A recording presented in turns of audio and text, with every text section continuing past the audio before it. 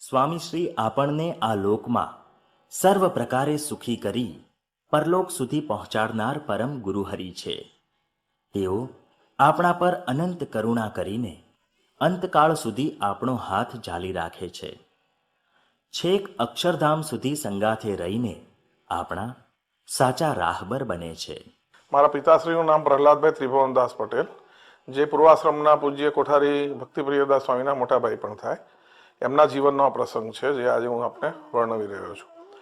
તારીખ 26 એપ્રિલ 1998ને દિવસે મારા પિતાશ્રી અમદાવાદમાં મારા ઘરે મણિનગર હતા અને એમને હૃદયની અને બ્લડ પ્રેશરની તકલીફ તો હતી, પણ એ દિવસે એમની તકલીફ બહુ વધી ગઈ અને સાંજે 5 વાગે એટલી બધી તકલીફ વધી ગઈ કે ઓક્સિજન ઓછો પડવા માંડ્યો.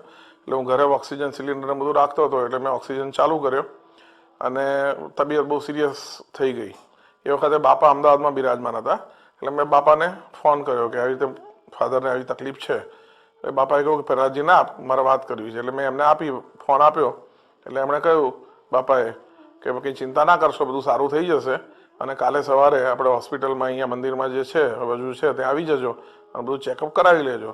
કે પછી અડધો કલાકની અંદર એમની તબિયત સુધરી ગઈ, ઓક્સિજન લઈ લેતો અને થોડી વારમાં તો એ બિલકુલ જાણે કંઈ ના થયું એવા થઈ ગયા. બીજે દિવસે સવારે મારી સાથે હોસ્પિટલ આવ્યા અને ત્યાં હોસ્પિટલમાં જ રોકાણા હતા. એ દરમિયાન બાપાએ 2 વખત યાદ કરીને પ્રસાદી પણ મોકલી. સાંજે 5 ફરી વાગે આગલા દિવસના ટાઈમે જ, ત્યારે ફરી પાછી એવી તકલીફ થવા માંડી અને ઓક્સિજન ચાલુ કરવો પડ્યો, ઇન્જેક્શન એક આપ્યું અને એ વખતે બાપાને વાત કરી, કેવડાયું. એટલે બાપા એ વખતે રાજપથ ક્લબમાં એસી હોલના ઉદઘાટનમાં જવાનું હતું સ્વામીને, તો સ્વામી એના માટે તૈયાર થઈ ગયા હતા. એટલે બાપાએ તરત જ ડ્રાઈવરને કહ્યું કે આપણે અહીંયા અક્ષર મોલ આગળ ગાડી ઊભી રાખજો.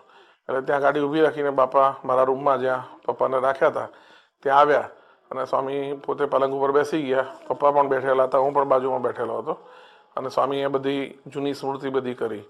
પછી આખા શરીરે 2 વખત હાથ ફેર્યો. સેવક સંતો પાસેથી જે પ્રસાદીના હાર મગાવેલા એ 2 હાર પહેરાવ્યા, હાથમાં હરિકૃષ્ણ મહારાજ લઈને આખા દર્શન કરાવ્યા અને પછી સ્વામીએ કહ્યું કે વજુ માટે કંઈ તમારે ભલામણ કરવી છે. એટલે ફાધરે કહ્યું કે ના, એ તો તમારી પાસે જ છે, મારે શું ભલામણ કરવાની. એટલે સ્વામી પછી રાજીથીને હાથ અભયહસ્ત કરીને પોતે ઊભા થયા ત્યાંથી અને સ્વામી બહાર નીકળ્યા અને ગાડીમાં બેસીને જસ્ટ મંદિરથી થોડાક હજી તો 100 મીટર જેટલા દૂર ગયા હશે, ત્યાં જ લગભગ 1.5 મિનિટની અંદર જ બેઠા જ ફાધર ધામમાં ગયા. એટલે તરત મેં ફોન કર્યો અને સ્વામીને વાત કરી, સ્વામી હમણાં જ પપ્પા ધામમાં ગયા. એટલે સ્વામી બોલ્યા કે અમારી ગાડી ગેટની બહાર નીકળીને એમનો અક્ષરધામનો ગેટ ખુલી ગયો, તું ચિંતા ના કરીશ, ત્યાં બેસી રાખજે, હું હમણાં સંતોને મોકલું છું એમ કહીને સ્વામીએ ત્યાં રાજપથ ક્લબમાં જઈને ડૉક્ટર સ્વામી, ત્યાં ગોલો સ્વામીને સત્સંગીજન સ્વામીને મોકલ્યા અને બધી ફરી હારને જેમ સંતોને બધી છેલ્લી વિધિ કરે બધી વિધિ કરાવડાવી અને એમ કહ્યું કે હવે કાલે સવારે અખાત્રી સારો દિવસ છે એટલે સવારે અગ્નિ સંસ્કાર કરજો.